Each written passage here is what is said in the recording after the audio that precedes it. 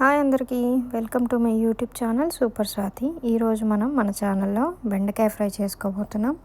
So ముందుగా కడాయి పెట్టుకొని stove వెలిగించుకొని కొద్దిగా ఆయిల్ వేసుకుందాం. నేను ఒక 1/2 కేజీ బెండకాయలు చేసుకుంటున్నాను. సో ఒక 2 చెంచాలు ఆయిల్ వేసుకుంటున్నాను. సో కొంచెం జీలకర్ర, ఆ జీలకర్ర కొంచెం చిటపట అన్నాక కొద్దిగా ఆవాలు వేసుకుంటున్నాను. ఆవాలు వేసుకున్న తర్వాత కొద్దిగా మినప్పప్పు మరియు పచ్చెనపప్పు, తాలింపు దినుసులు అన్నీ వేసుకుందాము. సో ఇవన్నీ రెగ్యులర్ అండి. ప్రతి కూరలో మనం ఈ పచ్చిపప్పు, ఈ మినపప్పు, ఈ ఆవాలు, ఈ జీలకర్ర, దీంతోపాటు కొద్దిగా మెంతిపొడి వేసుకున్నా కూడా బాగుంటుంది. అది ఆ మెంతిపొడి వేసుకోవడం వల్ల ఎవరికైనా గ్యాస్ట్రిక్ ట్రబుల్స్ అలాంటివి ఏమన్నా ఉంటే అలాంటివి కొంచెం తగ్గే ఛాన్సెస్ ఉంటాయి. ఎందుకంటే మనం ట్యాబ్లెట్స్ వేసుకోవడం కన్నా ఇలా ఫుడ్లో చిన్న చిన్న మార్పులు చేసుకుంటే మన హెల్త్కి కూడా మంచిది. కాబట్టి కొద్దిగా అలా ట్రై చేయండి. నేను ఒకసారి ట్రై చేసి చూశాను, నాకు యూజ్ అయింది. కానీ ఇప్పుడు నేను వేయడం లేదు, నా దగ్గర అవైలబుల్గా లేదు కాబట్టి. సో దాని తర్వాత ఒక మీడియం సైజ్ అంత ఉల్లిపాయ, ఒక 4 పచ్చిమిరపకాయలు వేసుకుందాం. ఇవన్నీ కొద్దిగా తాలింపు మగ్గే వరకు మనం సిమ్లో పెట్టుకొని వండుకున్నాం. తాలింపు ఎప్పుడైనా సిమ్లో పెట్టుకొనే వండుకోండి. కొందరు ఏం చేస్తారంటే హైలో పెట్టేసి ఫాస్ట్గా చేసేద్దామని హైలో పెడతారు. అవేం మాడిపోతాయి. మాడిపోయింది కూడా చూసుకోకుండా కూరగాయలు వేసేస్తారు. సో అలా సరే, పొరపాట్లు అందరికీ జరుగుతుంటాయి. అలా మాడినప్పుడు ఏం చేయాలంటే ఆ మాడింది కొంచెం తాలింపే కాబట్టి తీసి పడేసుకోండి. మళ్ళీ ఇంకోసారి శ్రమ అనుకోకుండా మళ్ళీ ఇంకొకసారి కట్ చేసుకొని వేసుకుంటే కూర టేస్ట్ కూడా బాగుంటుంది కదా.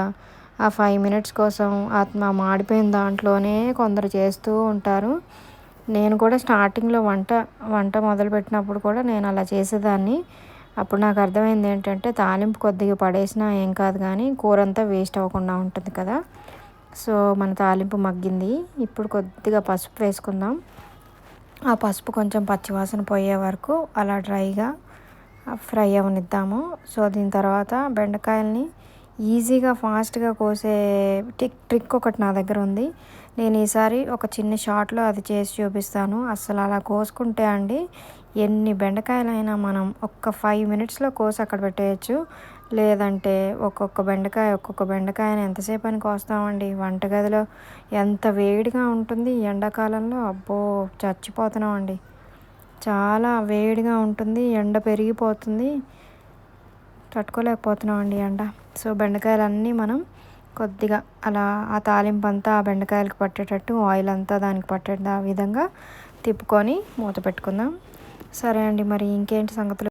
ఈ బెండకాయ చిన్నపిల్లలకి పెడితే చాలా మంచిదండి. మా చిన్నప్పుడు అయితే మా మమ్మీ రెగ్యులర్గా బెండకాయ చేస్తూ ఉండేది. అసలు నేను చిన్నప్పుడు అనుకునేదాన్ని, అబ్బాయి ఎవరు తింటారమ్మా ఈ బెండకాయ, పొద్దాక బెండకాయ చేస్తావు అని అంటే మా మమ్మీ చెప్పేది, బెండకాయ తింటే చిన్నపిల్లలకి బ్రెయిన్ బాగా పెరుగుతుంది.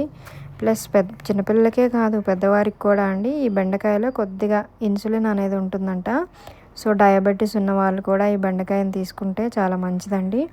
చిన్నప్పుడు నాకు తెలియకపోయేది, అబ్బా మా మమ్మీ ఏంటి ఊరికే బెండకాయ చేసేది అనుకునేదాన్ని. కానీ కొంచెం పెద్ద అయిన తర్వాత మనకు తెలుస్తాయండి మన మమ్మీ వాళ్ళు. మనకి చిన్నప్పుడు చెప్పినవన్నీ మనం వినము. మనం కొద్దిగా పెద్ద అయ్యేసరికి మనం మన పిల్లలకి పెడదామని చూస్తాం. మన పిల్లలు కూడా మనలాగే మారం చేస్తుంటారు. సో బెండకాయ ఏదో ఒక విధంగా, ఏదో ఒక రూపంలో తింటే మంచిది. ఇలా కాకపోయినా ఈ మధ్య రెసిపీస్ చాలా వస్తున్నాయి కదా బెండకాయతోని. ఇలా చేసుకొని తింటే బెండకాయ పిల్లల బ్రెయిన్కి చాలా మంచిది అండ్ హెల్త్కి కూడా చాలా మంచిదండి. బెండకాయలో ప్రోటీన్ బాగుంటుంది. కానీ బెండకాయ కొంతమంది ట్యాబ్లెట్స్ వేసుకుంటారు కదా, అది డాక్టర్తోని కన్సల్ట్ అయ్యి వేసుకోండి. ఎందుకంటే బెండకాయలో కొంచెం దురద శాతం ఉంటుంది.